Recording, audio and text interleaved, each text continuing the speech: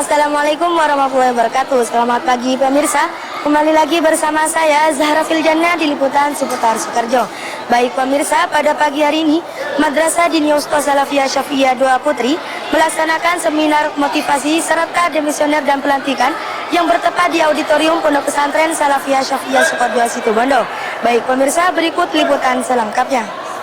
Organisasi Siswa Intra Madrasah atau OSIM Madrasah Diniyah Wusta Salafiyah Syafi'iyah 2 Putri menyelenggarakan seminar motivasi, dimisioner dan pelantikan pengurus dengan mengusung tema The Great Muslim Scholar, aktualisasi santri sebagai aset agama dan negara.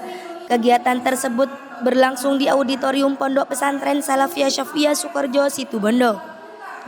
Acara tersebut dihadiri oleh Kepala Madrasah Diniyah Wusta Salafiyah Syafi'iyah 2 Putri, Dr. Rifa MPDI, Kepala Bidang Dikdesmen, Dr. Haji Maskuri MPDI, Kepala Tata Usaha, Ahmad Baihaqi MHI, Administrasi Pendidikan Madrasah, Muazni MPDI, serta Kepala Bagian Pendidikan Agama, Dr. Kiai Haji Muhammad Khulil Abdul Jalil MPDI.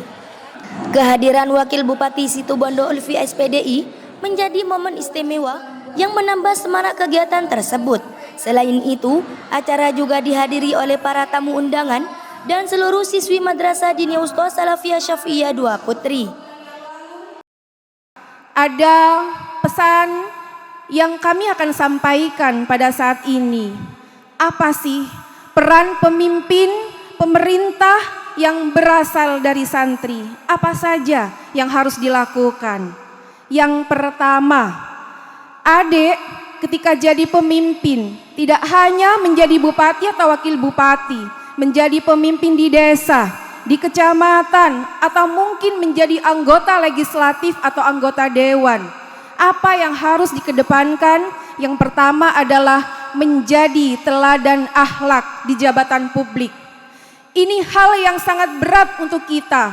Akan tetapi Pondok Pesantren Salafiyah Syafi'iyah Sukoharjo sudah mengajarkan keilmuan yang luar biasa bagi kita semuanya, yang insya Allah ketika adik-adik semua diharapkan oleh masyarakat hakul yakin, karena di belakang kita ada doa para masyaikh kita, ada doa para pengasuh kita, para ustadz dan ustadzah kita. Hakul yakin santri Sukoharjo seluruhnya pemberani dan bisa melakukan apa yang diminta di masyarakat. Betul?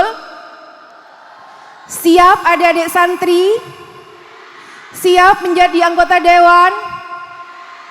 Karena kita butuh kebijakan yang dilakukan oleh negara. Jika tidak dilandaskan kepada Al-Quran, Al-Hadis serta Akhlakul Karimah, jika tidak ada nuansa pondok pesantren, maka tentu kebijakannya tidak akan pernah sesuai dengan apa yang menjadi harapan kita semuanya. Tantangan ke depan menuju 2045, generasi emas terlahir dari Pondok Pesantren Salafiyah Syafi'iyah Sukoharjo. Semoga di sini ada peran dari adik-adik santri yang saat ini duduk mengikuti acara yang akan dilangsungkan dengan seminar. Adik-adik semuanya, jangan pernah merasakan lelah dan mengantuk ketika adik-adik mengikuti acara seminar. Karena mungkin keikhlasan adik-adik duduk di tempat ini nantinya akan menjadi bekal adik-adik semua ketika adik-adik sudah menjadi alumni di kediaman masing-masing. Rangkaian kegiatan diawali dengan pembacaan ayat suci Al-Quran oleh Misela Eka, kemudian dilanjutkan dengan lantunan sholawat Nabi yang dibawakan oleh Hadra Ihyaul Qalbi. Suasana hikmat terasa saat prosesi dimisioner dan pelantikan pengurus OSIM dilaksanakan. Prosesi tersebut dipimpin langsung oleh Dr. Rifa MPDI yang sekaligus memimpin serah terima jabatan kepada Ketua OSIM periode 2026-2027. Saya selaku Ketua OSIM baru Madrasah Diniyah Wusta Salafiyah Syafi'iyah 2 Sukoharjo mengucapkan terima kasih banyak kepada seluruh elemen yang telah berkontribusi untuk melancarkan acara pada pagi menjelang siang hari ini. Harapan saya dengan adanya seminar motivasi ini dapat menambah wawasan santri dan semangat santri untuk meneruskan cita-citanya sehingga dapat menjadi aset negara. Sebagaimana tema besar di acara pada pagi menjelang siang hari ini adalah aktualisasi peran santri sebagai aset agama dan negara. Kegiatan semakin meriah dengan prosesi pemotongan tumpeng dalam rangka milad ketiga Hadra Ihyaul Qalbi. Antusiasme peserta semakin terlihat saat Wakil Bupati Situbondo Ulfi SPDI menyampaikan motivasi, arahan, serta apresiasi kepada seluruh anggota USIM dan peserta yang hadir. Dalam sambutannya, memberikan dukungan terhadap peran aktif santri dalam organisasi sebagai sarana pembentukan karakter, kepemimpinan, dan pengabdian kepada masyarakat. Memasuki acara inti, seminar motivasi disampaikan oleh Dr. Haji Maskuri MPDI. Dalam pemaparannya menegaskan bahwa terwujudnya generasi emas memerlukan santri yang unggul dalam kualitas keilmuan, konsisten dalam belajar, disiplin dalam berproses, serta mampu mengamalkan ilmu yang dimiliki dalam kehidupan sehari-hari. Kalian ini disebut sebagai seorang santri. Santri itu generasi yang sangat sedang dibangga-banggakan hari ini. Maka harus siap generasi emas itu. Siapa yang dimaksud dengan generasi emas? Yang pertama, orang yang memiliki sumber daya unggul. Nah, sumber daya unggul. Orang yang memiliki sumber daya unggul tidak bisa berjalan hanya sekilas karena keturunannya orang pinter lalu jadi pinter, tidak. Karena keturunannya orang punya status sosial lalu status sosial, tidak. Tapi orang yang punya keunggulan berpikir adalah santri yang serius. Belajarnya serius. Insya Allah Ustaz Darif sudah menyampaikan standar kompetensi lulusan Madrasah Diniyah Wusto minimal harus bisa baca kitab Fathul Qorib lafdon wa makna. Menurut kepala MDW. Jadi santri MDW ini putri kalau sudah bisa baca kitab Fathul Qorib, maknanya bisa, lafadznya bisa, itu sudah cukup menjadi santri MDW yang unggul. Banyak orang yang mencemooh kitab kuning karena tidak tahu apa itu kitab kuning. Sekarang kitab kuning itu sedang viral di mana-mana. Saya sering cerita ini, ada alumni Salafiyah Syafiyah Sukorejo kuliah ilmu hukum S2 di Pascasarjana Universitas Indonesia. Dulu masih santri murid saya, mulai dari pengkaderan di OSIS, pengkaderan di mahasiswa itu saya. Sehingga ketika kuliah di sana, saya diajak ke kampus UI. Saya diajak ke kampusnya. Bingung dia. Karena apa? Karena referensi kuliah di Pascasarjana UI 95% pakai bahasa Inggris. Santri Sukorejo ini tidak bisa bahasa Inggris, taunya kunci Inggris. Tahu kunci Inggris? Nah, akhirnya saya kasih saran. Kamu tidak bisa bahasa Inggris, kamu punya kelebihan. Apa?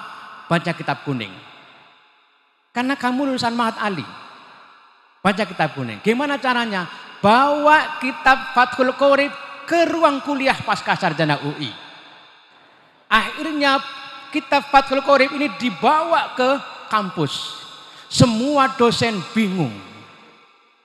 Kalau sudah dosen kamu bingung, itu kemenangan kamu. Maka buatlah orang bingung agar Anda menang. Tanya Mbak Ulfi itu, pernah bingung orang apa enggak itu? Itu. Akhirnya dia baca kitab Fathul Qorib. Pada saat dibaca, akhirnya guru besar itu tertarik. Oh ternyata kitab kuning tidak seperti yang saya bayangkan. Saya kira kitab kuning itu kitab isinya mujarobat. Isinya tentang meramal orang jadi apa. Isinya tentang macam-macam. Begitu dijelaskan Fathul Qorib sampai ke kompetensi keilmuannya apa? Yaitu ilmu hukum dari bab jinayat sampai bab yang lain-lain. Akhirnya dosen-dosennya malah pada ngaji. Nah, hebat itu. Lapor lagi ke saya. Sudah saya. Gimana katanya? Ini malah dosennya pada ngaji. Top kamu. Nah, selanjutnya nanti kamu kuliah bawa lagi. Kitabnya apa? Jam'ul Jawame'. Pernah dengar kitab itu? Ya, di Mahat Ali yang ada. Dibawalah kitab Jam'ul Jawame' ke bangku kuliah. Tambah bingung lagi dosen-dosennya itu. Akhirnya dia menyelesaikan kuliah S2 hanya 3 semester.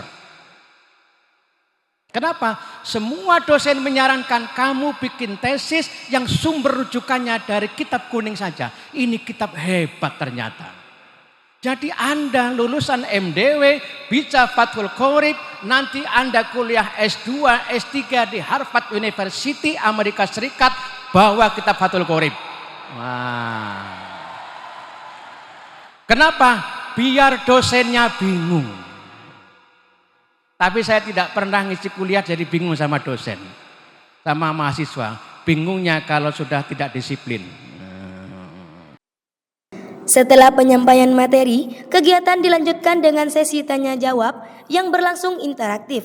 Tingginya antusiasme peserta terlihat dari banyaknya pertanyaan dan tanggapan yang disampaikan selama sesi berlangsung.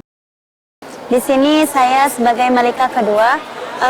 Malika adalah suatu kaderisasi di mana Malika tersebut menjadi dipilih untuk menjadi teladan bagi sahabat-sahabat siswi yang lainnya.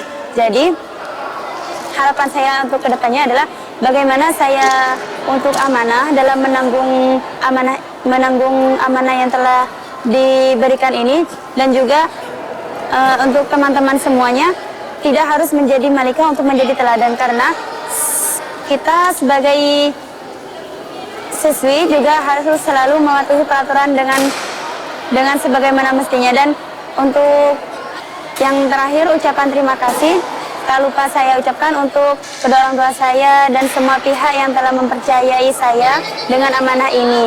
Untuk teman-teman, selalu semangat dalam menjalani kewajiban dan aturan sebagaimana mestinya. Seluruh rangkaian acara kemudian ditutup dengan doa yang dipimpin oleh Muazni MPDI. Melalui kegiatan ini diharapkan lahir generasi santri yang berilmu, berakhlak mulia, serta siap berkontribusi bagi agama, bangsa, dan negara. S3 TV melaporkan.